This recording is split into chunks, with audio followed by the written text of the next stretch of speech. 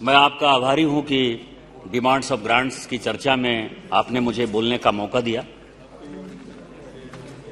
मैं इस demands of grants के माध्यम से अपने देश के यशस्वी प्रधानमंत्री माननीय मोदी जी का, उनके तेज तर्रार बेहतरीन मंत्री मेरे भाई श्री पीयूष गोयल साहब का और उनके दोनों सहयोगी मंत्री बहन अनुप्रिया पटेल जी का और सोम प्रकाश जी का भी धन्यवाद देना चाहता हूं कि उन्होंने डिमांड्स ऑफ ग्रांट्स की इस चर्चा में भाग लेकर या इसकी चर्चा को ज्यादा अच्छा उत्पादन करके जो है उन लोगों ने इस देश के लिए एक बड़ा काम किया है और आज 400 बिलियन का जो इनका एक्सपोर्ट गया है, इसके लिए ये दोनों मंत्री जो यहां मौजूद हैं और जो मंत्री कल जवाब देंगे वो सभी बधाई के पात्र हैं।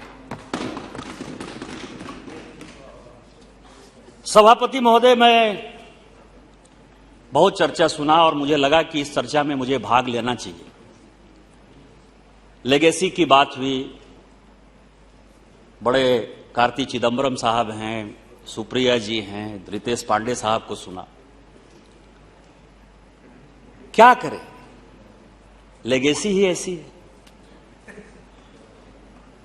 सर, इस देश में 1990 के बाद, 91 के बाद जब ग्लोबलाइजेशन का वक्त आया, जब फ्री मार्केट की बात आई, तो हमने कई एक एग्रीमेंट ऐसे साइन कर लिए सभापति महोदय, जो कि इस सरकार नहीं, आने वाली सारी सरकारों को वो लेगेसी का इशू होने वाला है।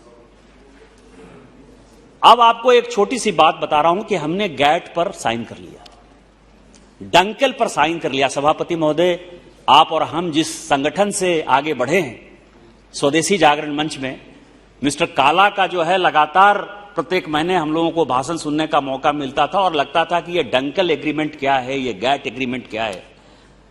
डब्ल्यूटीओ में चाइना आने को तैयार नहीं था, लेकिन डब्ल्यूटीओ में हम लोग आ गए। और इंटेलेक्चुअल प्रॉपर्टी राइट की बात जब कांग्रेस करती हुई नजर आती है और वो एग्रीमेंट की बात करते आती है, आज आप समझिए सर, स्पीकर सर, सिचुएशन ये है कि जितना इस देश में गोल्ड का आयात हम नहीं करते, गोल्ड पर जितना पैसा नहीं देते हैं, उतना इलेक्ट्रॉनिक पर पैसा देते हैं। हमारी सरकार के आने के पहले कोई भी ऐसा इलेक्ट्रॉनिक इक्विपमेंट नहीं था जो कि यहां बनता था। उसका कारण यह है कि हमने जो एग्रीमेंट साइन किया है, और ये एग्रीमेंट सॉवरेन गवर्नमेंट साइन करती है, कांग्रेस और यूपीए का सवाल नहीं है।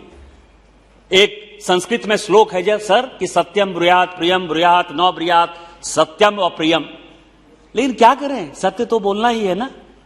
आज हम चाह कर भी विदेश से जो आने वाले इलेक्ट्रॉनिक्स के सामान हैं, उसके आयात को नहीं रोक सकते। उस वक्त के जो तत्कालीन वित्त मंत्री थे चिदंबरम साहब, उन्होंने 96 में ऐसा एग्रीमेंट साइन कर लिया जिसको भारत सरकार चाहकर भी रिड्यू नहीं कर सकती। आज आप किसानों की बात कर रहे हैं, आप भूखे को खिलाने की बात कर रहे हैं। कोविड में प्रधानमंत्री जन कल्याण योजना में प्रधानमंत्री जी ने खिलाया, लेकिन कैसे खिलाया? 2013 में स्पीकर महोदय, जब यूपीए की सरकार थी, तो बाली एग्रीमेंट साइन करके आ गए ये लोग। आनंद शर्मा साहब उस वक्त यहां के मंत्री थे, कॉमर्स के मिनिस्टर थे। क्या यूपीए को यह पता नहीं था? आप जो है फूड सिक्योरिटी एक्ट लागू कर रहे हैं, आपको लग रहा है कि हम बहुत बड़ा काम कर रहे हैं। कहां से खिलाइएगा? और जब 2014 में हमारी सरकार आई और उस निगोशिएशन को फाइनल होना था, तो क्या हुआ? दोहा में लड़ाई हो गई। हमने मना कर दिया। हमारे प्रधानमंत्री जी ने कहा कि एग्रीमेंट होता है हो, नहीं होता है नहीं हो, हमारे ऊपर जितना इंपोजिशन लगाना है दुनिया को लगा ले, लेकिन मुझे गरीबों को खाना खिलाना है, हमको किसानों को बचाना है। और इसके बाद पूरी दुनिया को हमारे प्रधानमंत्री जी के सामने, हमारी कॉमर्स मिनिस्ट्री के सामने झुकना पड़ा और नवंबर में हमने रीनिगोशिएट किया और वो एग्रीमेंट साइन किया। आज यदि साइन नहीं करते तो क्या हम अपने गरीब भाइयों को ऐसे ही भूखे छोड़ देते?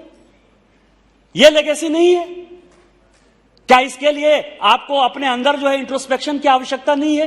केवल उंगली उठा देने से दोष जो है, दोषी खराब नहीं हो जाता, आपका दोष खत्म नहीं हो जाता, लेगेसी का प्रॉब्लम खत्म नहीं हो जाता।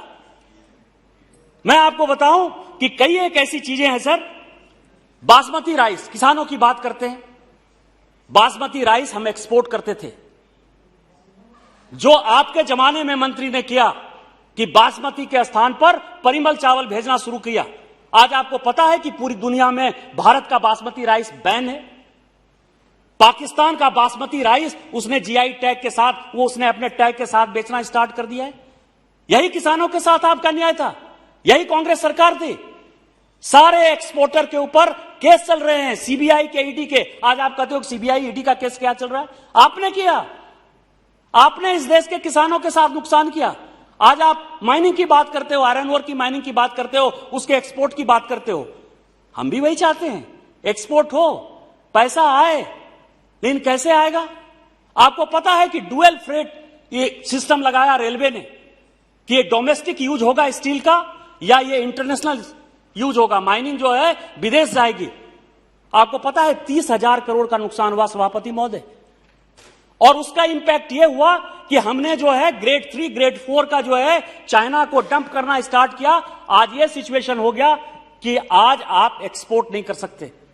आज यह सिचुएशन हो गया आपका, सुप्रीम कोर्ट के आदेश के बावजूद भी इलीगल माइनिंग चलती रही, हम उससे भुगतभोगी हैं। सबसे ज्यादा नुकसान झारखंड को हुआ, उड़ीसा को हुआ, गोवा को हुआ। कभी आप उस तह तक जाने की कोशिश करते कि आपने क्या क्या छोड़ा है और क्या क्या ऐसी चीजें हैं कि दुनिया में लड़ाई करे कोई, भरे कोई? यह कैसे संभव है? और ये इस देश का सिचुएशन है सर। मैं आपको बताऊं, आज ही का क्वेश्चन है सर, ये खिलौने पर है सर, टॉय। हम लोग सभी बचपन में खेलते रहे, खिलौने से खेलते रहे सर। दिवाली आता था तो दिवाली में जो है हम लोग बल्ब जलाते थे। आज क्या नजर आ रहा है सर? आज केवल आपको चाइनीज बल्ब नजर आ रहा है। छोटी चीजें हैं, जो खिलौने हैं सर, वो खिलौने सारे चाइनीज हैं। भगवान, यदि मुझे गणेश और पार्वती की पूजा करनी है तो वो भी चाइना से आ रहा है। गणेश और लक्ष्मी, वो भी चाइना से आ रहा है। आपने क्या किया? और ये आज का ही उत्तर है सर कि भारत सरकार ने 2020 और 2021 में इस तरह के कानून बनाने की कोशिश की जिससे कि यहां खिलौने भी बन पाए, बल्ब भी बन पाए, और गणेश और लक्ष्मी जो हमारा अधिकार है, जो हिंदू सभ्यता और संस्कृति का अधिकार है, वो हो पाए। आपने क्या किया? आपने पूरी की पूरी इंडस्ट्री को समाप्त कर दिया। कभी आपने अपने अंदर झांकने की कोशिश की कि यह इंडस्ट्री कैसे खत्म हो गई? आप कहते हैं कि हमको आत्मनिर्भर बनना है, तेल क्यों मंगाते हो? कभी आपने तेल के बारे में सोचा? आज का ही जवाब है सर। संजोग ऐसा है कि मैं जब स्पीच की तैयारी कर रहा था तो आज ही मंत्री जी अब आ गए हैं, उनका मैंने देखा। आप एक्सपोर्ट पर एक्सपोर्ट बढ़ाते रहे। आपको उस वक्त नहीं नजर आया कि मस्टर्ड ऑयल चाहिए, कि पाम ऑयल चाहिए? आप भारत यदि जाता है मार्केट में तो पूरे वर्ल्ड मार्केट में यह कहा जाता है सर कि टाइगर आ गया, टाइगर आ गया। उसका एक्सपोर्ट, मतलब हमारा जो इंपोर्ट है इतना बढ़ जाता है कि वहां जो दाम है वर्ल्ड मार्केट में किसी भी चीज का, चाहे वो पल्स खरीदने के लिए जाए, चाहे तेल खरीदने के लिए जाए, क्योंकि भारत इतना बड़ा मार्केट है। आपने आत्मनिर्भर बनाने के लिए क्या काम किया? हमारी सरकार है, मैं ये देख रहा था डाटा, यदि मैं डाटा की बात करूं तो 2018-19 के मुकाबले 2020-21 में पाम ऑयल का जो इंपोर्ट है वो घटा है। और इसके अलावा सरकार ने यह कोशिश की है कि यहां के किसानों को हम इतना इंसेंटिव दें कि पाम ऑयल पर उनकी निर्भरता खत्म हो जाए। वो मस्टर्ड ऑयल करें या यहां के लोकल चीजें करें या मस्टर्ड का उपभोग करें। क्या आपने इसके बारे में कभी सोचा? बस 2-3 मिनट में मैं अपनी बातें खत्म करूंगा सर। मैं आपको बताऊं कि लॉजिस्टिक की बात होती है इस देश में, जितने भी प्लान बने सर, चूंकि ये डिपार्टमेंट इनका है, हम वर्ल्ड मार्केट में कंपीट क्यों नहीं कर पाते?